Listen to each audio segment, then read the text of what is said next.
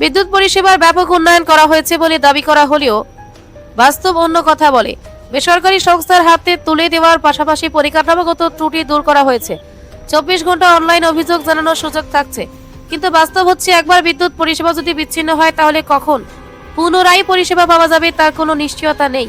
আগরতলা শহরে ব্যস্ততম দুর্গা চৌমোহনী সবজি বাজারে টানা 3 দিন ধরে বিদ্যুৎ পরিষেবা বন্ধ। সমস্যায় ব্যবসায়ীরা দিনের বেলা তারা ব্যবসা করতে পারলেও রাতের বাজার এক প্রকার বন্ধ থাকছে।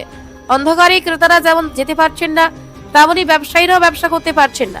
রবিবার সকালে বৃষ্টির পর বিদ্যুৎ সংযোগ বিচ্ছিন্ন হয়। মঙ্গলবার পর্যন্ত বিদ্যুৎ নিগমের পক্ষ থেকে কোনো মেরামতির কাজ হয়নি। ব্যবসায়ীরা বহুবার অভিযোগ জানিয়েছেন, ফোন করলে কখনো বলা হচ্ছে কিছুক্ষণের মধ্যে লোক আসছে, আর নয়তো ফোনই তুলছেন না। বারবার ফোন করলে কেউ ফোন ধরছেন না।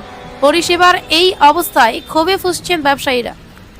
আজকে ধরেন না দাদা, আজকে রবিবার সকালে যে কারেন্ট গেছে, তারা আমরা রবিবার সকালে কমপ্লেন করা হয়েছে, তারা কইতাছে আইতাছি। কালকে সোমবার গেছে, কালকেও 2বার 3বার 4বার মতন ফোন করা হয়েছে, কইতাছে আইতাছি। এরপরে ফোন করলে নাম্বার বিজি।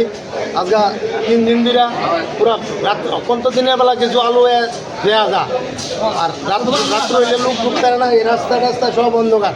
তারা খালি কইতাছে আইতাছি। কারেন্ট নাই, কলে পরে কল দেওয়া হচ্ছে, তারা আয় না, খালি আইব এমনি বাজার লোকজন আয় না, এমনি কারেন্ট না, 3 দিন দিরা কলে পরে কল দেওয়া হইতেছে।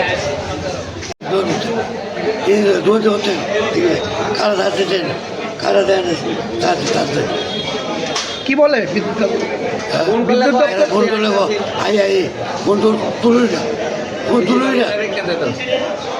ফোন তুলুই না।